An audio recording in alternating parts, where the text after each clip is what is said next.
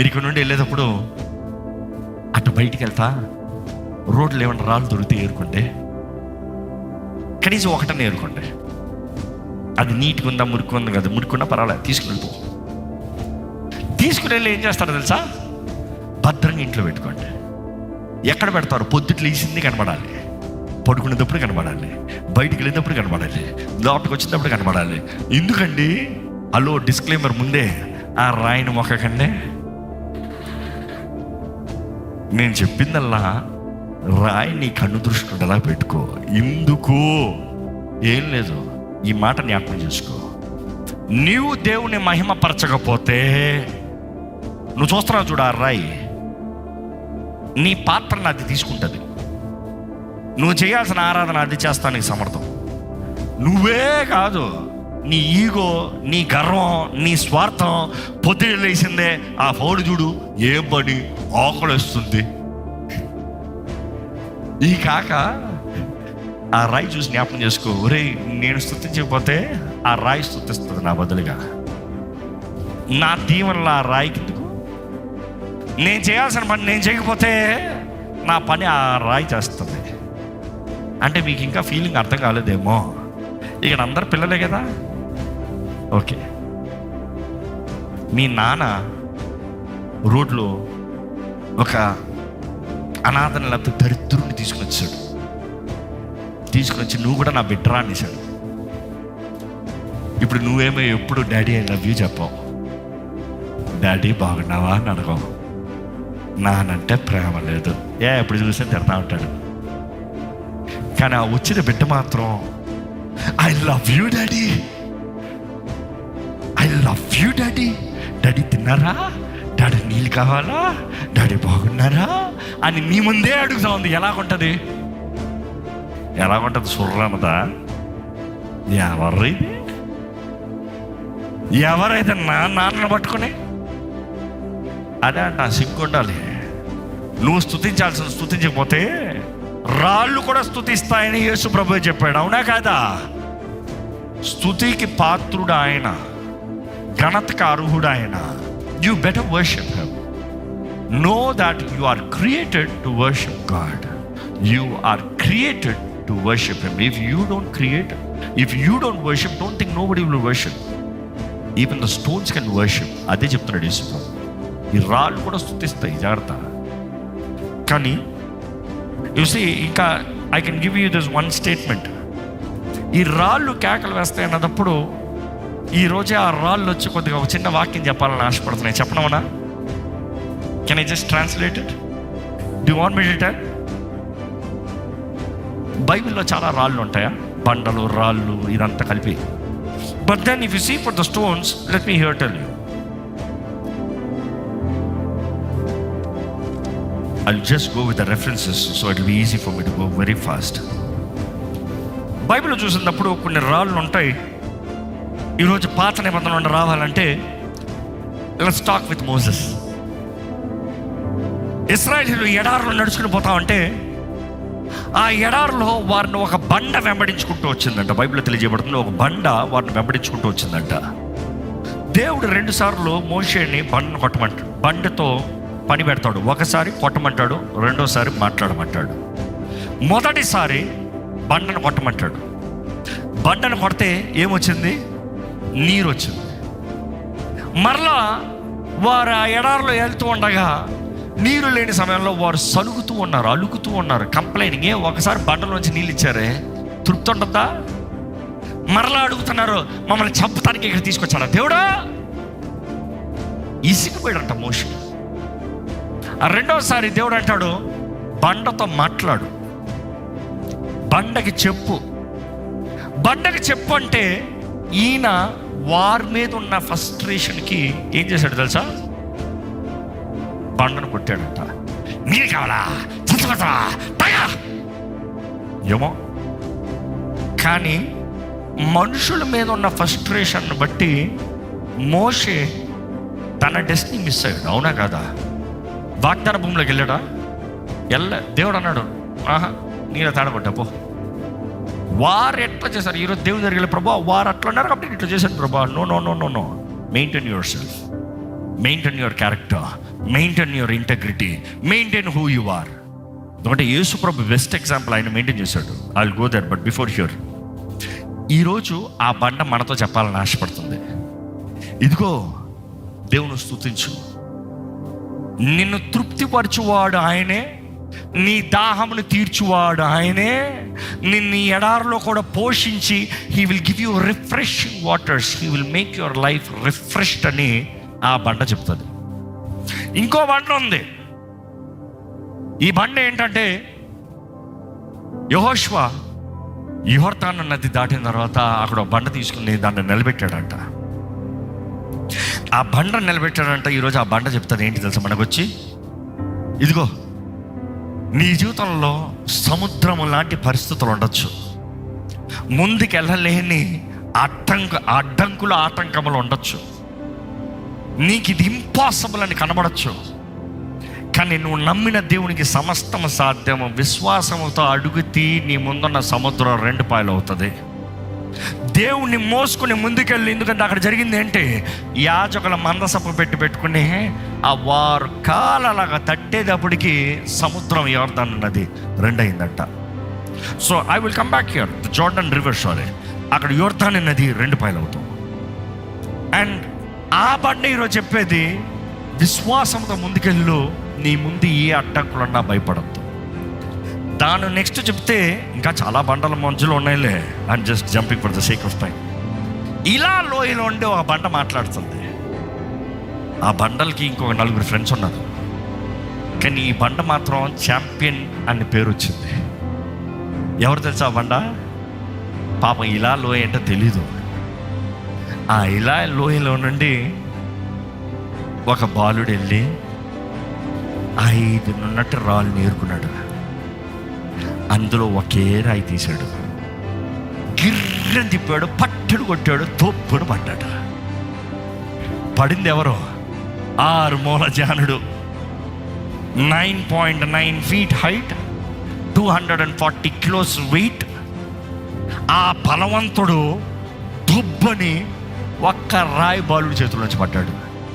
ఈరోజు ఆ రాయి చెప్తుంది నీకు, ఇదిగో నీ ముందు ఎంత పెద్ద శత్రువు నిలబడచ్చు, సాతానే వచ్చి నిలబడచ్చు. ఎంత అసాధ్యమైన శత్రువు నీ ముందు నిలబడినా కూడా నీ జీవితంలో విశ్వాసముతో ప్రభు నామాన్ని ధరించి ముందుకు వెళ్ళు, శత్రువు నీ ముందు పడతాడు. ఆమేన్, ఆమేన్. చూసి ఇంకొక బండ చెప్తుంది, ఇంకో రాయి చెప్తుంది. చెప్పమంటారా? ఎక్కడ కొంచెం ఫాస్ట్ ఫార్వర్డ్. నెహెమ్యా దగ్గర నుండి ఒక బండ మాట్లాడుతుంది. అక్కడ అనేక రాళ్ళు తీసి ప్రాకారపు గమనను కట్టి, గోడలు కట్టి, ఆలయాన్ని సిద్ధపరచు. ఆ యెరూషలేము గోడల మధ్యలో ఉండి ఒక రాయి మాట్లాడుతుంది, ఇదిగో మనుషులందరూ నీకు చెప్పచ్చు, రే నీ వలన కట్టలేవు. శత్రువు నీకు పోరాడటానికి రావచ్చు, రే కట్టేవా చంపేస్తా. మనుషులందరూ నీకు బెదిరించవచ్చు, నీకు విరోధంగా రావచ్చు, నిన్ను కృంగతీయచ్చు, నీ అంతు తెలుస్తానని పోరాడటానికి రావచ్చు. కానీ విశ్వాసంతో ఒక చేత్తో రాయి ఎత్తు, ఇంకొక చేత్తో కత్తెత్తు, ప్రార్థన చేయి, బండ పెట్టు. కట్టేది నీ పని, ముగించేది ఆయన పని. ఆమె ఇంకొక బండ చెప్తుంది. ఏ బండ తెలుసా? కొంచెం ఫార్వర్డ్, నూతన నిబంధనలకు వచ్చేద్దాం. అనేక బండలకి సాక్షులుగా ఒక బండ మాట్లాడుతుంది ఈరోజు మీతో. ఇదిగో ఒక గుంపు వచ్చారు, రాళ్ళెత్తరా అని మమ్మల్ని అందరిని ఎత్తారు. నేరుగా యేసుప్రభు ముందుకు తీసుకెళ్ళారు. ఒక స్త్రీని తీసుకొచ్చి పెట్టారు. ఆమె వ్యభిచారమందు పట్టబడిన స్త్రీ అని చెప్పారు. ఆమె దిక్కు చావాల్సిందే, చావుకు పాత్రురాలని చెప్పారు. కానీ మీతో చెప్తున్నాడు ఏంటి? మనుషుడందరూ నీ పొరపాట్లు ఉండొచ్చు, నీలో తప్పిదములు ఉండొచ్చు, నీలో నీ జీవితం ఇంతే, నువ్వు చావాల్సిందే, నువ్వు పనికిరావని చెప్పచ్చేమో, కానీ కృప చూపించే యేసయ్య ఉన్నాడు. వారందరూ మా రాళ్ళు తీసుకొడదాం అనుకున్నారు, కానీ యేసుప్రభు అన్నాడు, మీలో పాపం లేనివాడు మొదట రాయి అని రాని. పాప అందరు బిస్కెట్ అయిపోయారు, కారాళ్ళు కిందేసి ఎవరి దారులు మారిపోయారు. మేము అనుకున్నాం, అయ్యో పాపం, ఆమెను చంపాలా అని. కానీ ఆ రోజు యేసే అక్కడ నిలబడిన దానికి మాకు ఆ దోషం రాలే. కానీ మీతో చెప్తున్నానేంటి, లోకమంతా నీవు పాపివని చెప్పచ్చు, నీ మనసే నీవు పాపివి, నీవు పనికిరావు, నువ్వు చస్తానికి తగు అని చెప్పచ్చు. కానీ కృప చూపించే దేవుడు ఉన్నాడు. నీ జీవితంలో నూతన తరుణాల్లో అవకాశాలు ఇచ్చి ఆయన బిడ్డగా, ఆయన సొత్తుగా నిన్ను జీవింపజేయగలుగుతాడని. ఒక చివరి బండ గురించి చెప్తా. ఇది పెద్ద బండ. ఈ బండకి చాలామంది కావాలి. ఇది ముందు యాడ్ చేయమంటే ఇంకో బండ కూడా చెప్పచ్చు. సరే, అది కూడా చెప్పంటారా? అది పెద్ద బండే.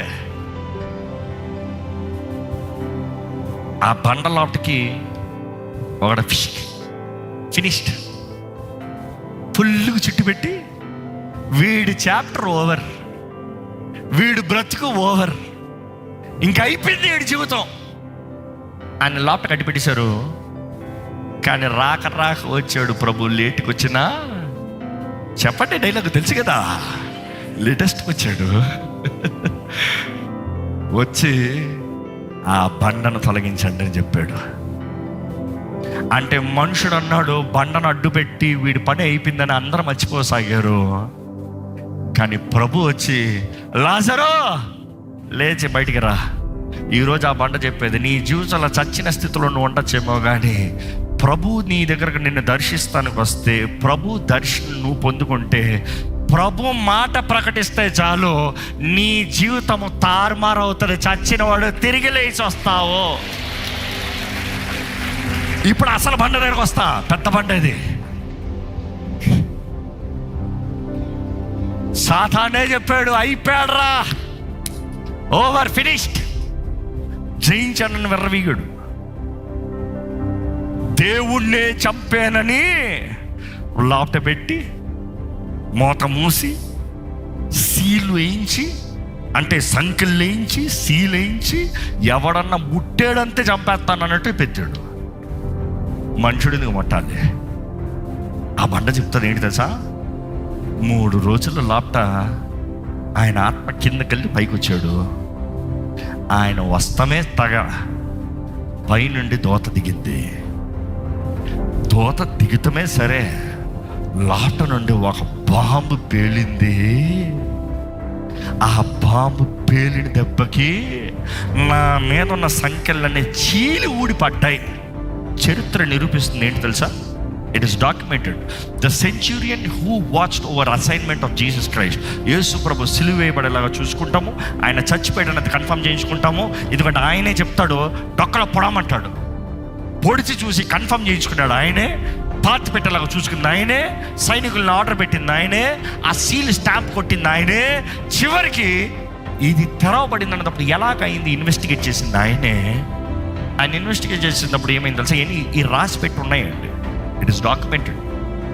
అండ్ ఎంపరర్ దగ్గర కూడా, ఎంపరర్ డాక్యుమెంటేషన్లో కూడా, ఈరోజు కూడా ఎంపరర్ డాక్యుమెంటేషన్లో కూడా, రోమన్ ఎంపరర్ డాక్యుమెంటేషన్లో కూడా వీటి గురించి రాయబడి ఉన్నాయి. ఏమని రాశాడంటే, ఇది మానవుడు ఈ సంఖ్యలు, ఈ దొడ్డు సంఖ్యల్ని కొట్టి తెంపినవి కాదు, మామూలుగా కోసి తీసినవి కాదు. ఇలాంటి బలమైన సంఖ్యలు వేసినప్పుడు, ఎందుకంటే అప్పటికే వారు భయపడింది ఏంటి, ఆయన మరలా తిరిగి వస్తాడేమో సంఖ్యలు వేసి బంధించి పెట్టి. ఎందుకంటే వారి ఊహలో లాజరు గుర్తున్నాడు.